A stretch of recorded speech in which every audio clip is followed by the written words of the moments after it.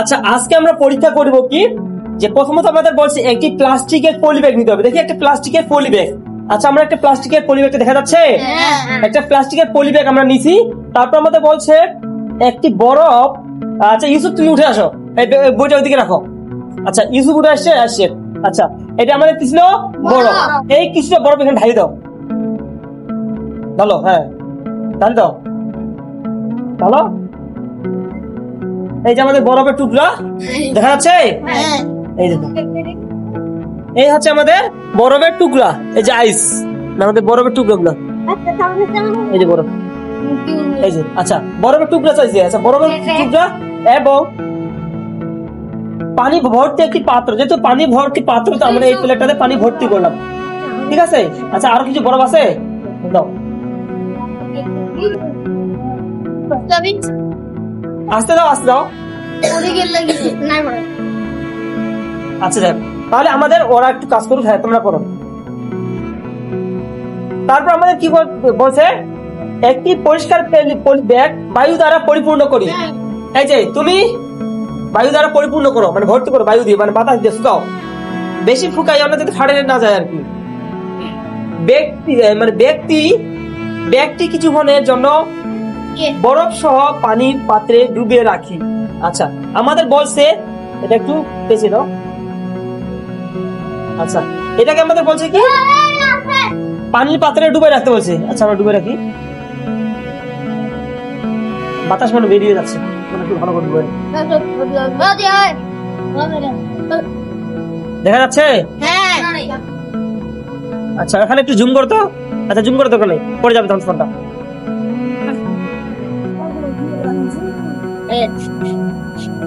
এদিকে তাকাও, ব্যাগটার দিকে তাকাও সবাই, কিছু লক্ষ্য করতেছ?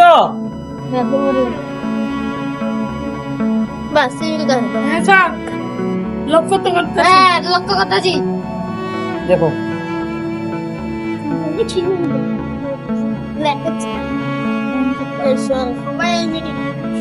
চুপ করে রাখো, বাতাস মনে হয় আবার বের হয়ে যাচ্ছে।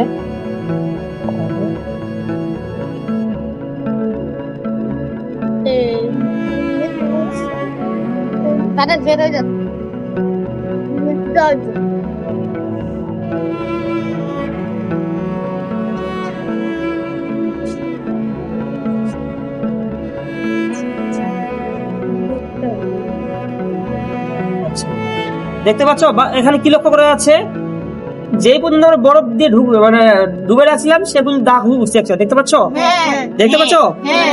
হয়তো ক্যামেরাতে ভালো একটা দেখা যাচ্ছে না, কিন্তু দেখা যাচ্ছে, দেখতে পাচ্ছ? আলাদা দেখি, দেখো এই পর্যন্ত একটা ছাপ উঠছে। এই পানিটা কি ময়লা ছিল? একবার পিওর পরিষ্কার পানি, দেখো একটা ছাপ উঠছে। আচ্ছা এখন বই কি বলছে আমরা দেখি, বই দেখি একটু। স্যার সবাই বসো। এখানে আমরা দেখতে পাচ্ছি পলি ব্যাগটা চারিদিকে একটা করে ছাপ বা দাগ উঠছে, বুঝছে না? আচ্ছা উঠছে। পরীক্ষাটি থেকে আমরা জেনেছি যে পানিতে জলীয় বাষ্প আছে। এই যে জলীয় বাষ্প, এটাকে বলা হচ্ছে জলীয় বাষ্প। এবং দেখো ভিতরে ভিতরে ছোট ছোট একটা করে কণা দেখা যাচ্ছে, দেখা পাচ্ছ? ভিতরে ছোট ছোট পানির কণা দেখা যাচ্ছে, এটাকে বলতেছি আমরা জলীয় বাষ্প। মানে পানিতে কি জলীয় বাষ্প আছে। ভূপৃষ্ঠের পানি অনেকটাই সূর্যের তাপে বাষ্পীভূত হয় এবং বাতাসে মিশে যায়। এই যে ভূপৃষ্ঠের পানি, মানে ভূপৃষ্ঠ আমরা কোনটাকে বলতেছি রে? এই যে খাল বিল আশেপাশে দেখতে পাচ্ছি পানি, সেটা হচ্ছে ভূপৃষ্ঠ, ঠিক আছে। এই ভূপৃষ্ঠের পানিতে অধিকাংশতে কি আছে, আমাদের জলীয় বাষ্প আছে। তার মানে হচ্ছে তরল থাকা অবস্থায় জলীয় বাষ্পে পরিণত হচ্ছে। এই তরল থাকা অবস্থায় কি হচ্ছে, এটা জলীয় বাষ্পে পরিণত হচ্ছে। এটা তরল ছিল না, এই তরল থাকা অবস্থায় এটাকে জলীয় বাষ্পে পরিণত হচ্ছে। তারপর দেখো এই পলি ব্যাগটার ভিতরে এখন আমরা লক্ষ্য করি, ভিতরে মানে পানি দেখো, দেখতে পাচ্ছ ভিতরে পানি জমা হয়েছে। দেখো ভিতরে পানি জমা হয়েছে, এটা কিসের কারণে? জলীয় বাষ্পের কারণে। যে জলীয় বাষ্পটা আমরা সাধারণত দেখতে পাচ্ছি না।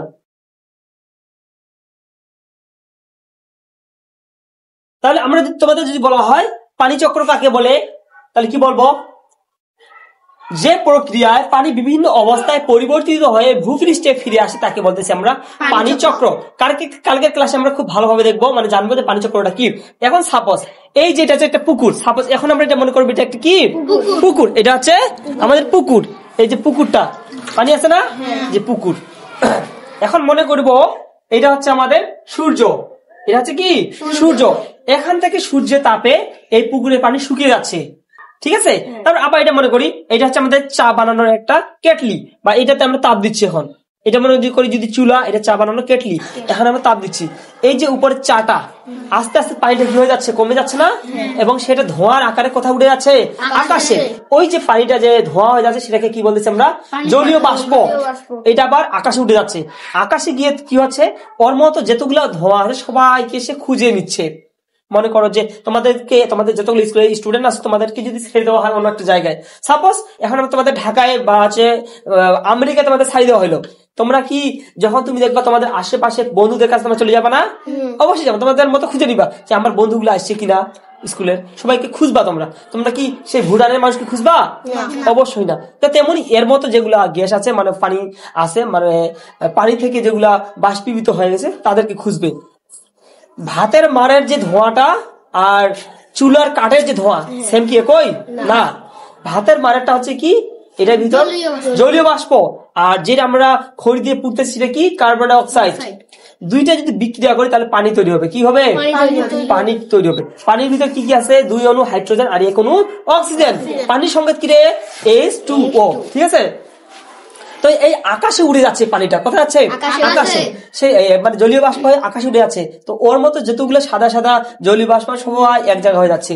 আবার কার্বন ডাই অক্সাইড এক জায়গায় হচ্ছে, এবং কার্বন ডাই অক্সাইডও যদি এইভাবে জড়ে আসে, এইটা সাপোজ ধরলাম আমাদের সাদাটা অক্সিজেন, তুমি ধরো সরি জলীয় বাষ্প, এইটা হচ্ছে কার্বন ডাই অক্সাইড। দুইটা যদি এইভাবে জড়ে আসে, ক্যামেরাতে কি দেখা যাচ্ছে? দুইটা যদি জড়ে আসে, তুমি আসলে এই শব্দ হইলো না, এই যে আমাদের একটা পানি ঝিঝকে মারতেছে না, সেটাকে বলতেছি আমরা কি, বজ্রপাত। বজ্রপাত বোঝা গেছে। আর যখন এও আসতে অনেকগুলা এই পাশে, আমরা জানি অনেকগুলা যদি আসে, এই পাশ থেকে অনেকগুলো জলীয় বাষ্প, আর এই পাশ থেকে অনেকগুলো কার্বন ডাই অক্সাইড, আস্তে আস্তে আস্তে আস্তে আস্তে আস্তে আস্তে আস্তে আবার এবার কালো মেঘ আসতেছে, এবার সাদা মেঘ। সাদাটা হচ্ছে কি, জলীয় বাষ্প, আর কালোটা হচ্ছে কি, কার্বন ডাই অক্সাইড। আমরা জানি কালো হচ্ছে কি, কার্বন ডাই অক্সাইড না। চুলার ধোঁয়াটা কি, সাদা না কালো? কালো। আর ভাতের ধোঁয়াটা সাদা। সাদা কালো আস্তে আস্তে আস্তে আস্তে কার্বন ডাই অক্সাইড জলীয় বাষ্পের সাথে বিক্রিয়া করে পানি হচ্ছে, বড় বড় ফোঁটা ঝরঝর ঝরঝর করে পানি নামতেছে, ঠিক আছে। মানে আমরা যে ভাত রান্না করতেছি, পুকুরের পানি, টিউবওয়েলের পানি, আকাশে বিভিন্ন মাধ্যম কি কি। 1 নম্বর মাধ্যম হচ্ছে সূর্যের আলোর তাপে উড়ে যাচ্ছে। 2 নম্বর মাধ্যম কি, ভাত রান্না করতেছি, মানে আমরা তাপ দিয়ে উঠাচ্ছি। এইভাবে আবার আকাশে গিয়ে জলীয় বাষ্প পরিণত হচ্ছে, আবার আকাশ থেকে ভূপৃষ্ঠে ফিরে আসতেছে। এই যে বিভিন্ন যে অবস্থা পরিবর্তিত হচ্ছে না, তাহলে এই জন্য আমরা বলতে পারি পানি বিভিন্ন অবস্থায় পরিবর্তিত হয়ে ভূপৃষ্ঠে কি বিভিন্ন জায়গায় ছড়িয়ে পড়ে, সেটা হচ্ছে পানি চক্র, ঠিক আছে। যে পানিটা আমরা খাচ্ছি আবার ফেলাই দিচ্ছি, আমরা যে কুলি করে দিয়ে ফেলাই দিই, সেই পানিটা কিছুটা পরিমাণ রোদের তাপে আকাশে উড়ে যাবে, সেটা আবার আকাশ থেকে ফিরে আসবে। আবার আমরা যে ফেলাই দিচ্ছি সেই পানিটা কিছুটা মাটির গভীরে যাচ্ছে, আস্তে গভীরে যাচ্ছে না, আবার টিউবওয়েল দিয়ে সেই পানিটা আবার টানিয়ে উঠাচ্ছি আমরা, সেটাকে আমরা খাচ্ছি আমরা, সেটাকে বলা হচ্ছে জলীয় বাষ্প। তাহলে কি আজকের ক্লাসে তোমরা জলীয় বাষ্পটা কি বুঝতে পারছো? ওকে।